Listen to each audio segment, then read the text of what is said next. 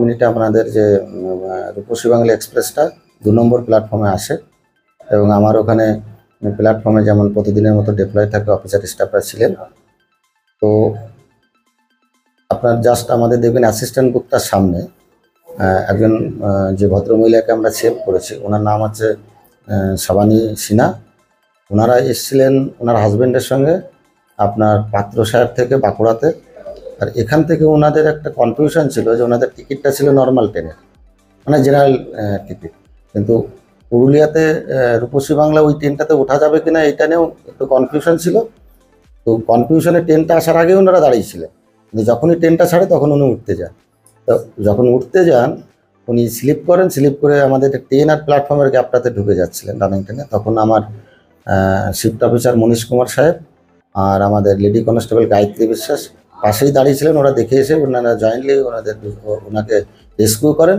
এমতো অবস্থায় ওনার হাজব্যান্ড একটু দূরে ছিলেন, উনি দৌড়ে আসেন। ওনারা যাচ্ছিলেন পুরুলিয়াতে, ওনাদের বাড়ি পুরুলিয়া, ওনার আত্মীয় বাড়ি গেছিলেন, পুরুলিয়াতে যাচ্ছিলেন। সেটা আমরাও সতর্কতামূলক অভিযান চালাচ্ছি। প্রতিদিনই দেখবেন আমরা স্টেশনে আমাদের সাইনবোর্ড বা আমাদের যে কী বলে লিখিত ফেস্টুনগুলো এগুলো নিয়ে বা পমপ্লেটগুলি করছি, মানুষকে দাঁড় করিয়ে বোঝাচ্ছি। কিন্তু এটা একটা ওয়াইল্ড কালচার আমাদের কী বলতে স্প্রেড করতে হবে।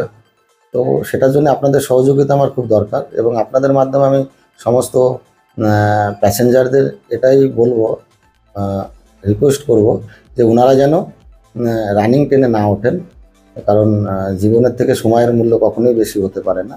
আর এগুলো অনেক অনেক ইনসিডেন্ট হচ্ছে, আমরাও সতর্কতা করছি। আপনারা একটু সবাই মিলে যদি এটাকে নিয়ে একটা উদ্যোগ নিয়ে এবং যদি সচেতনামূলক একটা প্রচার চালাই, আশা করি আস্তে আস্তে ধীরে ধীরে এটা কমে যাবে।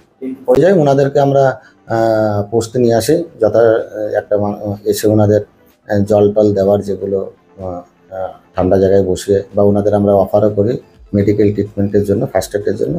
তো ওনারা বললেন না, আমরা ট্রেনে গিয়ে বাড়িতে গিয়ে ট্রিটমেন্টটা করবো, আপাতত মোটামুটি ঠিক আছে।